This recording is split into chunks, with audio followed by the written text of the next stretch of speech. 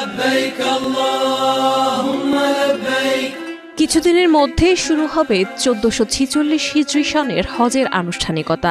ইতিমধ্যে অধিকাংশ বাংলাদেশি হজযাত্রী সৌদি আরবে পৌঁছেছেন। তবে এই হজযাত্রীদের মধ্যে 15 জনের মৃত্যু ঘটেছে, যার মধ্যে 14 জন পুরুষ ও 1 জন নারী। মক্কায় মারা গেছেন 9 জন এবং মদিনায় 6 জন। শনিবার ধর্ম মন্ত্রণালয়ের হজ ব্যবস্থাপনা পোর্টালের মৃত্যু সংবাদে এসব তথ্য জানা গেছে।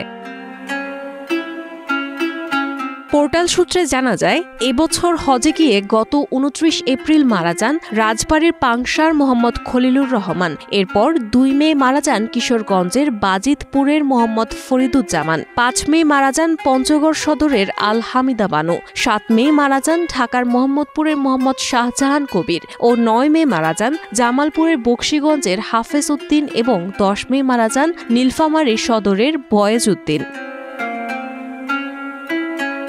এছাড়া 14 মে মারা যান চট্টগ্রামের সন্দ্বীপের মোহাম্মদ ওয়াহিদুর রহমান। 17 মে মারা যান গাজীপুর সদরের মোহাম্মদ জয়নাল হোসেন।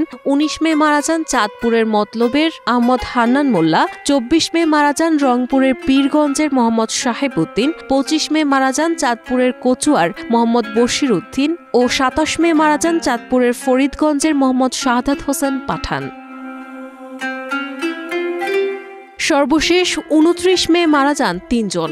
এরা হলেন জয়পুরহাটের 5 বিবির মোহাম্মদ মুস্তাফিজুর রহমান, মাদারীপুর সদরের মজলিম হাওলাদার, গাজীপুরের টঙ্গী পূর্বের আবুল কালাম আজাদ।